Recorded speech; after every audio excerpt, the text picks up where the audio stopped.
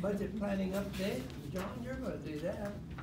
I am. This won't be nearly as detailed as Jim's great work, but everybody's wondering, and frankly there's some jitters out there as we not only talk about the staffing season that's underway now, where we normally will sit down with our principals and talk about the upcoming school year, how many core classroom teachers in basic education they can plan on, and followed by a second round of meetings that will occur into March, where we talk about para-educators and all special program staff, so special education, Title I, those kinds of things.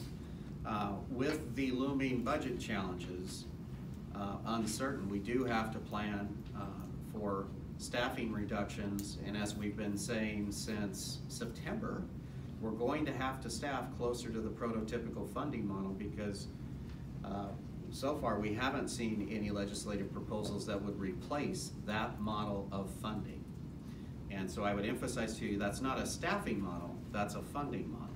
And so the data Jim has shared with you repeatedly shows that in some categories we might be pretty close to the FTE that they allocate, but we're millions over in what we actually pay each of those FTE compared to what the state sends us.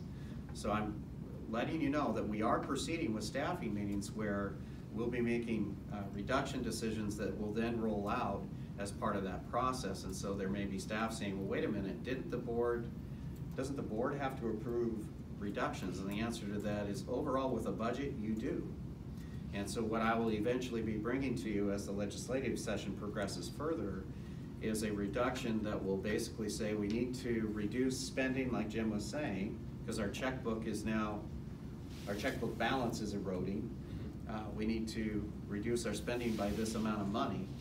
And because over 80% of our budget pays for people, I'm going to be bringing you a list of position categories. And I'll be sharing with you, we need to cut this many certificated instructional positions. We need to cut this many counselors. We need to cut this many teacher librarians. We need to cut this many specialists that aren't part of the core program, especially particularly at our elementary level where we have a very generous model right now.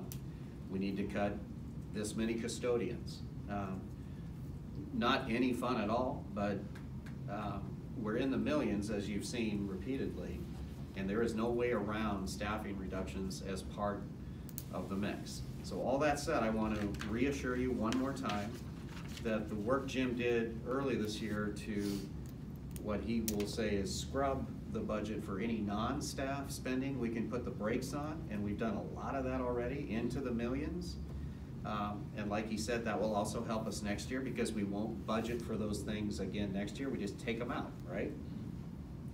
We are going to continue to emphasize elimination of any non-essential spending, including some teaching and learning initiatives that we might have otherwise invested in that aren't mission critical. So, for example, if we were going to do a French language curriculum review, that's an example of something we would say, no, not right now.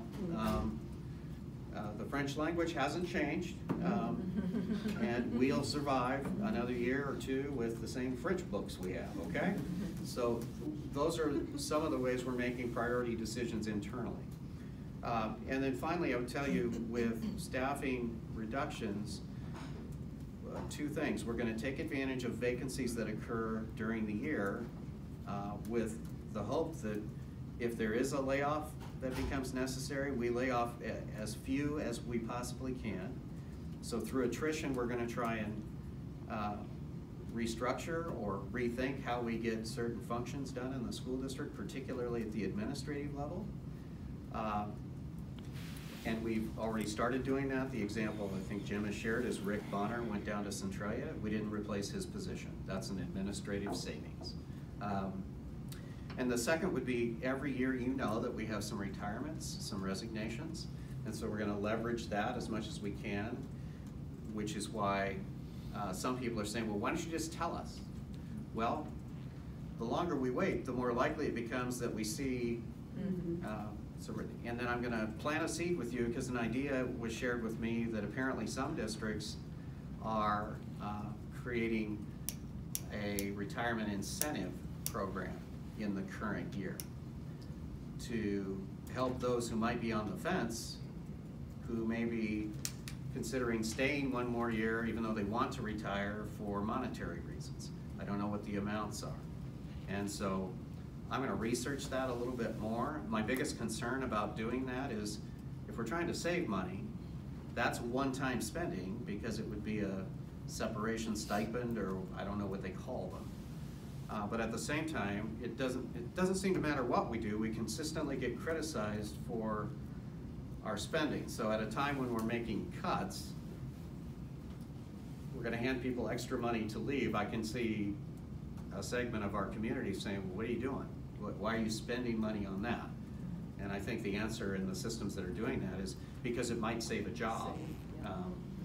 And so I'm just going to plant the seed with you and let you know that's happening in other places. I don't know that it's a widespread practice, but I've been asked to at least look into it, so I will. Next month, a major budget driver, as Jim said, is enrollment projections, and we're going to bring you a fresh enrollment projection in March. And this year, we've enhanced the methodology. We're going to continue to use the cohort survival model that we've always used, which will reflect a drop this year.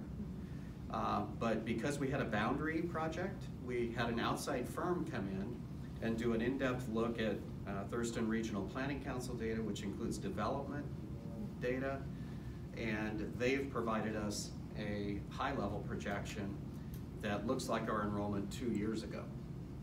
And what they've said is if we were projecting for you, and they do this work for some school districts, we would tell you to budget for roughly the number of FTE you budgeted for in 16-17. That would mean potentially a lower number than Jim shared today. So we're going to factor all of that in and then bring to you a recommendation and a rationale for that. A waiver update. Snow waiver, we have some of our neighboring districts who did not miss 16 days of school at the beginning of the year, asking for essentially 1 day each. So they're not asking for a waiver of all of them.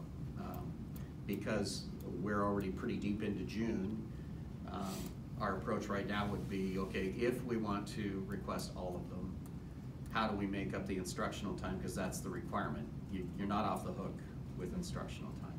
So we had several parents call us, and thank you, Lori. She put together a parent survey now with over 2,000 responses. Yay. And so we're going to factor a parent voice into this as well and figure out where we go. Because reaching agreement with some of our employee groups has been a challenge, I need you to know the default plan is we simply make them up. So if we can't reach an agreement, the teacher's contract that we've signed says all makeup days will happen at the end of the year. It's black and white.